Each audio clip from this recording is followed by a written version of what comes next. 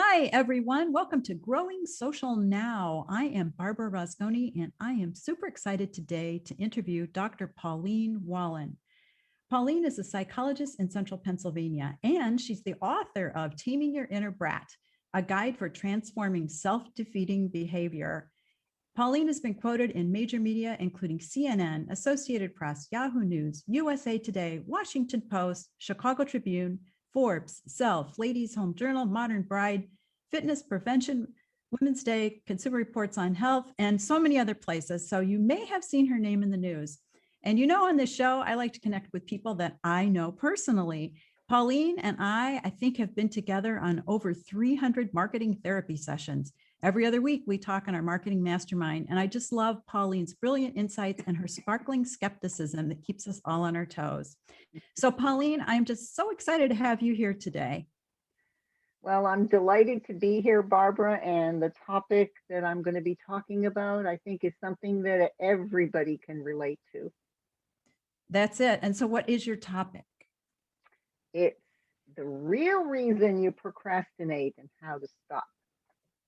Wow. Now, I think, for people who are in social media, procrastination is something that comes up every day. You'll get back to this post or you'll write the content later and it doesn't happen. That's just social media. But procrastination is something that is just pervasive throughout our lives. In fact, don't you have some stats on how it affects businesses? Well, I don't have current stats, but we do know that it costs businesses billions of dollars in lost employee time. People sharpening their pencils, or people doing a little bit more research, or going to get a cup of coffee, or all the other things that we do to put things off or to rationalize why we can't get started now. And it's some people are really proud of being procrastinators. It's like, well, I do my best work under pressure, or I'm just a perfect, it runs in my family. And people, but it really is no laughing matter. It really is a serious problem. It's not a psychiatric diagnosis, but it is a serious problem.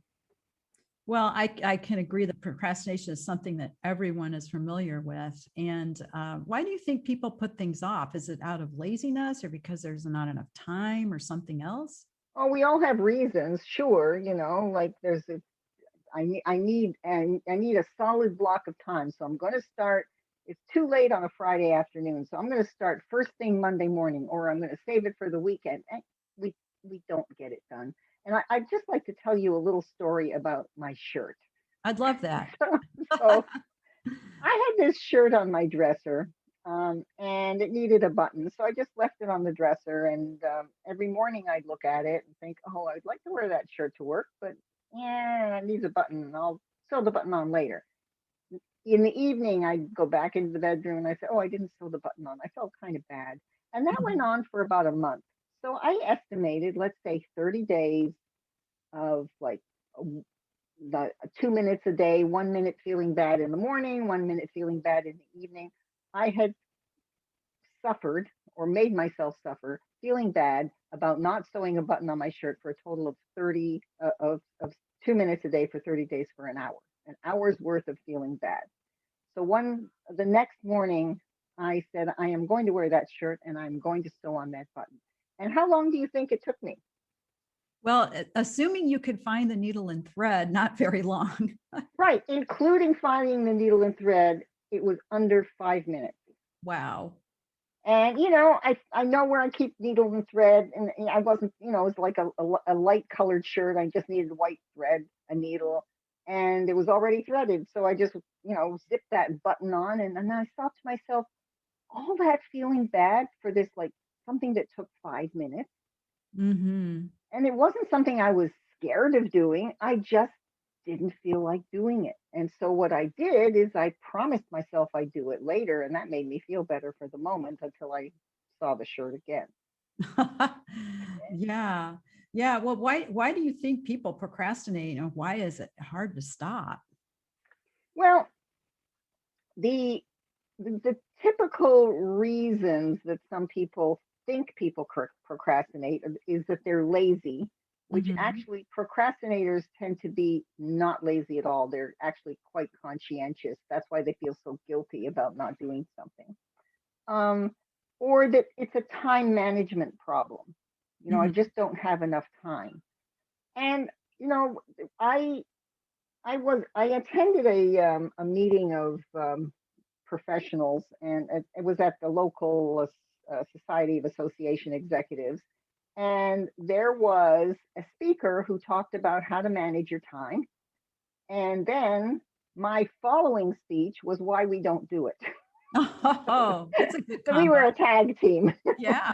And then we had lunch. And at lunch, Mhm. I heard, how how how that was so true, because I bought all these time management books, I bought all these file folders, and I still don't get it done. And the reason is psychological. It's internal, not external. Ooh, well, So, tell us about that. And I guess the inner brat comes in there somewhere too, huh? well, a little bit. I'll just tell you the cycle of procrastination, and then we can talk about, how we perpetuate that cycle. Okay. So let's use my shirt as an example. So I would look at the shirt and I would just get kind of a little bit of anxiety, because a little bit of resistance, because I'm not sure if I'm going to find the needle and thread, and it's too much work right now to think about while I'm thinking about other things. So Hmm. my anxiety is high, but once I promise myself that I'm going to do it later, now I feel better. Hmm. Now the I can relate to psychology, that. the I've done that. psychology of reinforcement is, what were you doing just before you were feeling better? Hmm. Oh, I was avoiding. I was avoiding doing my task. So Hmm. now I have just rewarded avoidance, you know? So that becomes more like, so since I feel better by promising myself, now that's a reinforced behavior, Hmm. which if you have a dog, which I know Yeah. you do, and I have two of them. And most people have trained dogs or kids and tried to train cats. Some cats are trainable, but when you reward a behavior, it becomes more likely to happen, and Mm. it strengthens it. So, promising yourself that you'll do it later and then avoiding the task, you're actually rewarding yourself by avoiding it. So that's a rewarding feeling of relief.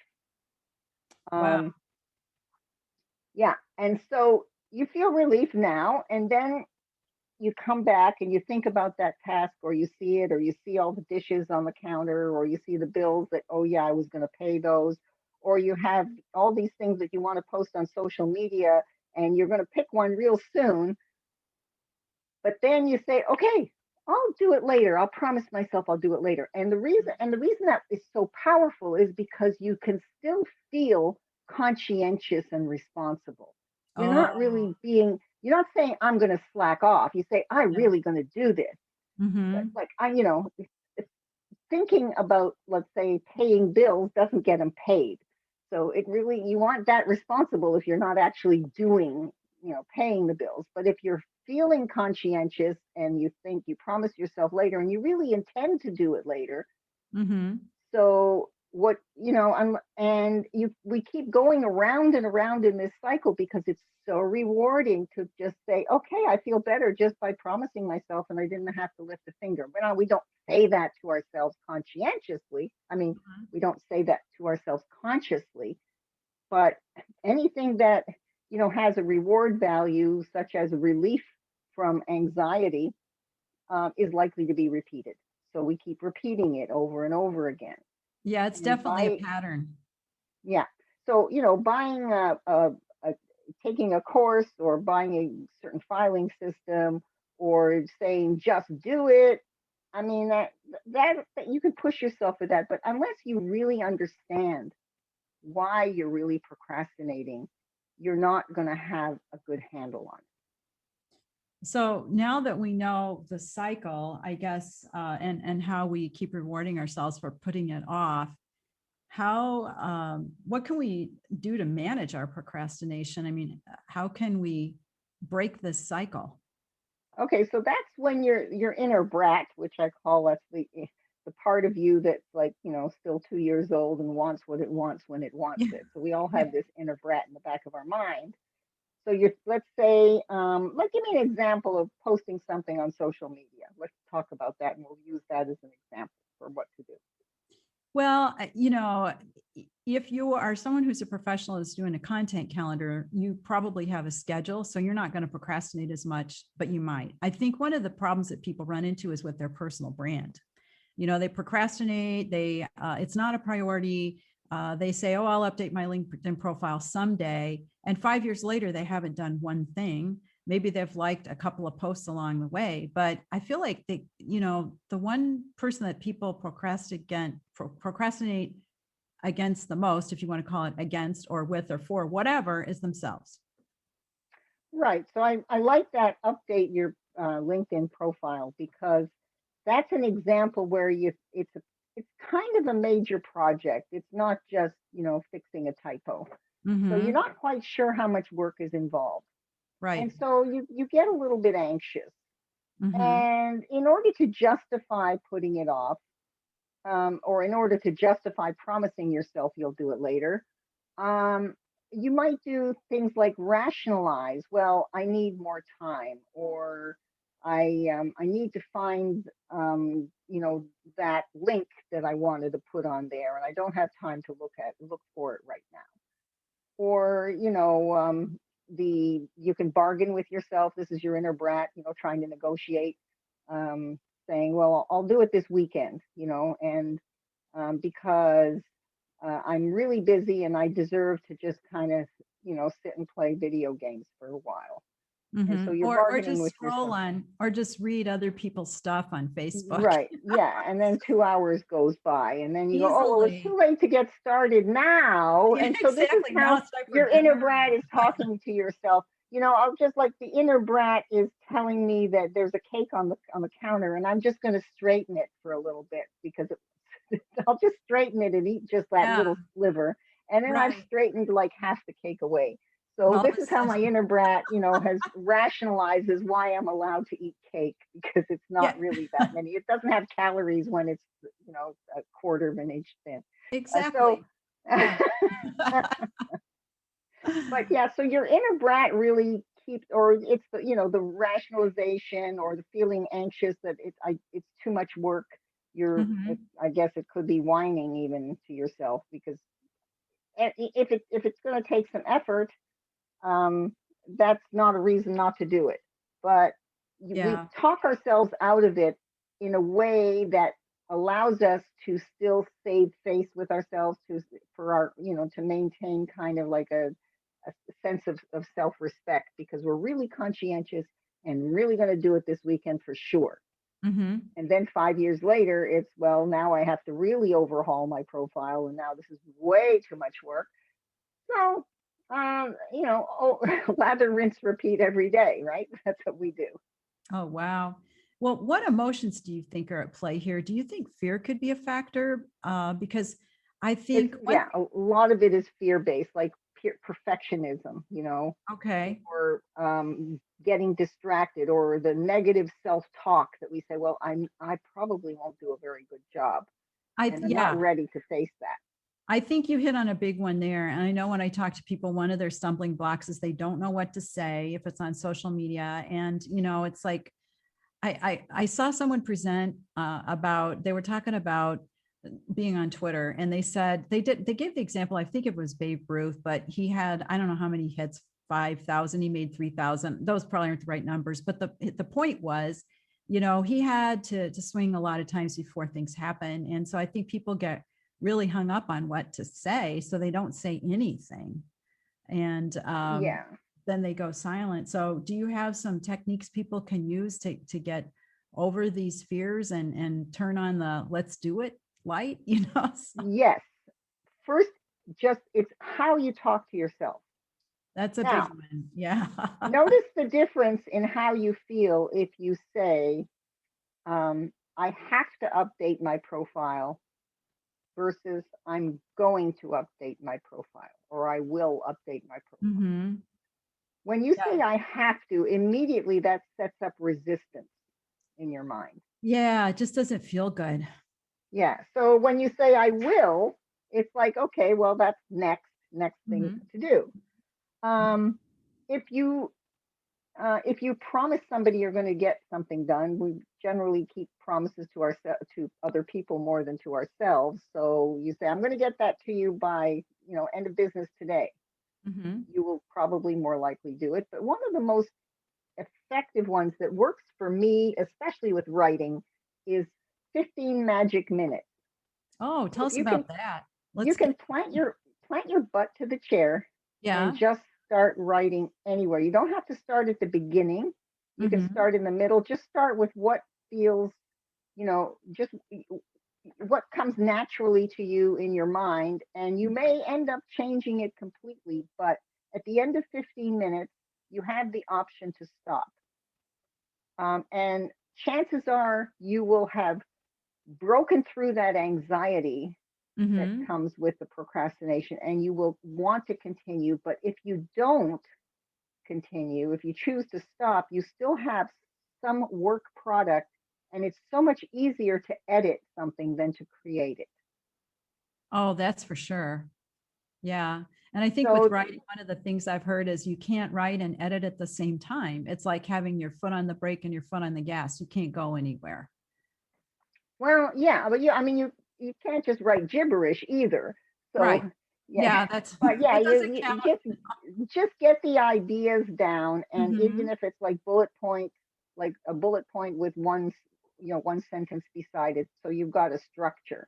Mm-hmm. And you'll find that as you write or as you continue on whatever task you've decided to start, your anxiety, you'll start to get more relaxed Mm.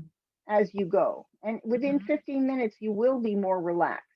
You Mm-hmm. won't feel that resistance. You won't feel that urge, to get up and sharpen your pencil or to, get up and get a snack or, to do whatever that but first syndrome, but first I have to do this, but first I have Yeah. to do that. Yeah, I've tried So that 15-minute magic and it really does work. The time flies and the next thing you know, you've been there for half an hour and you've got something to show for your efforts. It might not be absolutely perfect, but you've got to start. yeah, you've got to start, and then you can continue on for another 15 minutes. So you're only signing up for 15 minutes at a time, and anybody can do 15 minutes. Yeah, I didn't know that it was 15-minute increments. That's even better. So, would you talk a little bit about the relationship? I know you touched on it a little bit, but between perfectionism and procrastination, I mean, are there some things that we should let go of because they're never going to be perfect, or should we lower our standards? What should we do? Well, being very familiar with the perfectionism and my psychological reports, I am the most scrupulous editor, and it, I waste so much time on where the comma should go. Uh, but that's usually after I've done the report. But being perfectionistic is based in fear because making a mistake is scary, and you Mhm. shouldn't worry about making. Well, we say you shouldn't worry. People worry anyway. But if you make a mistake, allow yourself a certain number of mistakes.